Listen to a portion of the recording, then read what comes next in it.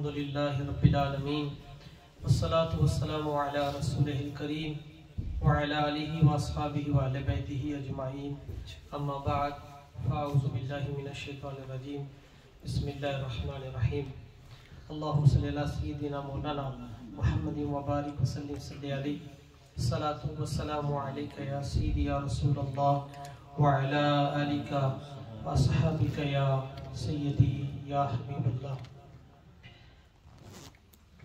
احباب زیبکار، کل یسٹرڈے جو حصہ تلاوت کیا گیا ہے تراویح میں سورہ بقرہ کا پہلا جو حصہ ہے، یعنی کہ پہلا پارہ، پھر اس کے بعد دوسرے پارے کا کچھ حصہ تلاوت کیا گیا تھا۔ اللہ رب العزت اسے قبول و منظور فرمائے۔ سورہ بقرہ کے حوالہ سے اس کے متعلق حضرت عبداللہ بن عباس رضی اللہ تعالیٰ عنہ، ابن عباس ہے، حضرت عباس رضی اللہ تعالیٰ عنہ کے بیٹے، ان کا نام ہے عبداللہ بن عباس رضی اللہ تعالیٰ عنہ راوی ہیں۔ وہ فرماتے ہیں کہ یہ سورہ سب سے پہلے جو سورہ بقرہ ہے یہ مدینہ شریف میں نازل ہوئی۔ جس وقت آقا کریم صلی اللہ تعالیٰ علیہ وسلم مدینہ منورہ میں ہجرت کر کے پہنچے تو اس کے بعد سورہ بقرہ سب سے پہلے یہ سورہ ہے جو سورہ بقرہ مدینہ شریف میں نازل ہوئی۔ اس لیے اس سورہ کو سورہ یعنی مدنی کہا جاتا ہے، کیونکہ اس سورہ مبارک کے اندر گائے کا ذکر بھی ہے، وہ آپ سنتے رہتے ہیں۔ اس کے جو اس سورت میں 40 رکوع ہیں اور 286 آیت کریمہ ہے۔ اس کی سب سے بڑی یہ سورہ قرآن مجید فرقان حمید کے اندر ہے۔ اس کے متعلق کافی احادیث روایات موجود ہیں۔ حضرت ابو امامہ بائلی رحمۃ اللہ تعالی رضی اللہ تعالیٰ عنہ سے راوی ہیں اس کے، نبی پاک صلی اللہ علیہ وسلم نے فرمایا قرآن پاک کی تلاوت کیا کرو کیونکہ وہ قیامت کے دن اپنی تلاوت کرنے والوں کی شفاعت کرے گی۔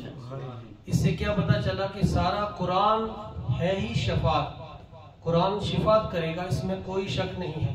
مگر جو شخص سورہ بقرہ کی بالخصوص تلاوت کرتا ہے تو یہ سورہ بقرہ تلاوت کرنے کی وجہ سے کل قیامت کے دن اس بندے کی شفیع بنے گی، شفاعت کرے گی، کیونکہ یہ اللہ کا کلام ہے۔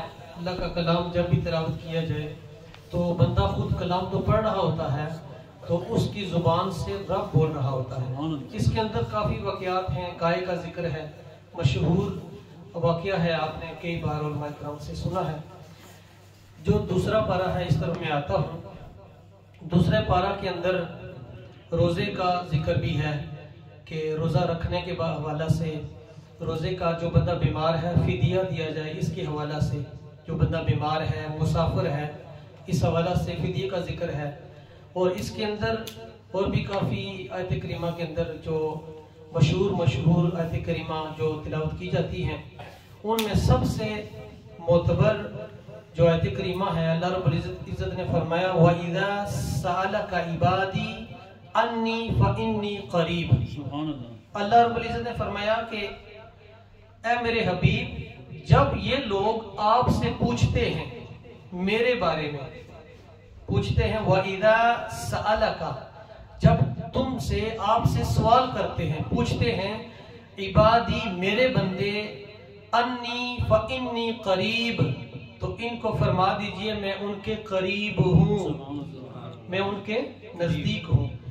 اجیب دعوت الداعی اذا دعان، کہ جب وہ دعا کرتے ہیں، یعنی جب مومن مسلمان جس وقت بھی مجھے پکارتے ہیں، دعا کرتے ہیں، تو میں ان کی دعا کو سنتا ہوں اور قبول بھی کرتا ہوں۔ یہ جو لفظ ہے نا اجیبو کا مطلب ہے قبول کرتا ہوں، خود رب فرماتا ہے، یعنی کہ جب ہم دعا کرتے ہیں تو اللہ رب العزت فرماتا ہے میرے حبیب ان لوگوں سے فرما دیجئے میں ان کے قریب ہوں، جب بھی یہ لوگ دعا کرتے ہیں میری بارگاہ میں، اجیبو میں قبول کرتا ہوں، دعوت الداعی اذا دعان۔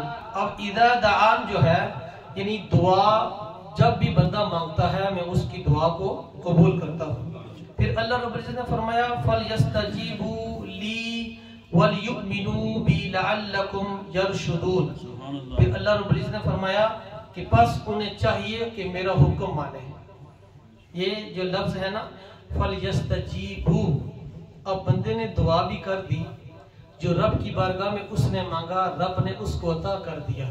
اب خالق نے کیا فرمایا؟ فَلْيَسْتَجِيبُوا، اب ان لوگوں کو چاہیے کہ وہ میرا حکم مانے. اب بندہ کسی جگہ پہ جاتا ہے کوئی فیسلٹی تلاش کرنے کے لیے، اس کو ہر چیز وہ نعمت مل جاتی ہے. جب نعمت مل جاتی ہے پھر اس کا شکر نہیں ادا کرتا. تو اس لیے رب کائنات فرمایا فَلْيَسْتَجِيبُوا کہ اے بندو جب تم دعا کرتے ہو میں تمہاری دعا کو قبول کرتا ہوں.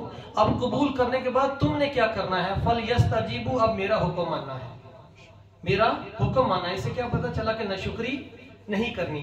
بندہ بیمار ہے، اس نے رب کی بارگاہ میں دعا کی، خالق کائنات نے اسے صحت دے دی، ٹھیک ٹھاک ہو گیا، صحت یاب ہو گیا. اب رب کی بارگاہ میں اس نے صحت کے لیے دعا کی، رب نے اسے صحت عطا کر دی. اب رب کی بارگاہ میں وہ جھک نہیں رہا، رب کا شکر نہیں کرا، تو پھر ناشکرا ہوا نا. اس لیے رب کائنات نے فرمایا کہ میری بارگاہ میں جب تم جھکو میرا حکم مانو. پھر آگے فرمایا لی کا مطلب ہے میرا، لیؤمنوا، اور ایمان لائیے، ایمان لائیں. یؤمنوا بی لعلکم یرشدون، اور مجھ پر تاکہ تم ہدایت یافتہ ہو جاؤ. جب تم مجھ پر ایمان لاؤ گے، پھر ہم نے فرمایا یرشدون، تاکہ تم ہدایت یافتہ ہو جاؤ. اس کے اندر کافی اور آیت کریمہ ایسی ہے، میں نے آگے بھی انشاءاللہ گیا ہوا ہے. اور اس کے اندر کچھ ایسی آیت کریمہ ہیں کہ آیت الکرسی بھی آتی ہے. آیت الکرسی کو جو تلاوت کیا جاتا ہے تیسرے پارے کے اندر. اب دوسرے پارے کے اندر بھی کافی ذکر ہے کہ جس طرح سے یسألونک عن الاہلہ، رب کائنات نے فرمایا کہ اے میرے محبوب جب یہ لوگ تم سے سوال کرتے ہیں چاند کے بارے میں. اسی طرح سے کافی اور آیت کریمہ اے میرے محبوب جب یہ لوگ تم سے سوال کرتے ہیں حیض کے بارے میں. اے میرے محبوب جب یہ لوگ تم سے سوال کرتے ہیں روح کے بارے میں کہ روح کیا ہے. یہ ساری آیت کریمہ یہ اللہ خود فرما رہا ہے اپنے حبیب سے. یعنی کہ کوئی بندہ کسی سے سوال کرے تو دوسرا شخص کہے گا یہ آپ سے سوال کر رہا ہے، اس کا جواب دیں. تو خالق خود ہی اپنے حبیب سے کہہ رہا ہے اے میرے محبوب یہ لوگ آپ سے چاند کے بارے میں پوچھ رہے ہیں.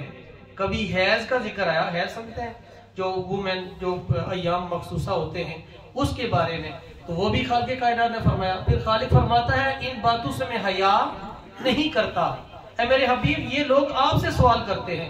یہ کافی لمبا قصہ میں اس لیے آپ کو بتا رہا ہوں، یہ ساری باتیں قرآن پاک کے اندر موجود ہیں. پھر چاند کا ذکر ہے، پھر حیض کا ذکر ہے، پھر اس کے بعد رب کائنات نے اپنے حبیب سے فرمایا اے میرے محبوب اے میرے حبیب یہ لوگ آپ سے روح کے بارے میں پوچھ رہے ہیں. جو انسان کے اندر روح تڑپ رہی ہے، جو روح ہے، انسان چلتا ہے، بولتا ہے، دیکھتا ہے، یہ تو تمہارے سامنے یہ سوال کر رہے ہیں. آپ انہیں فرما دیں یہ اللہ کا حکم ہے، امر ربی، یہ رب کا حکم ہے.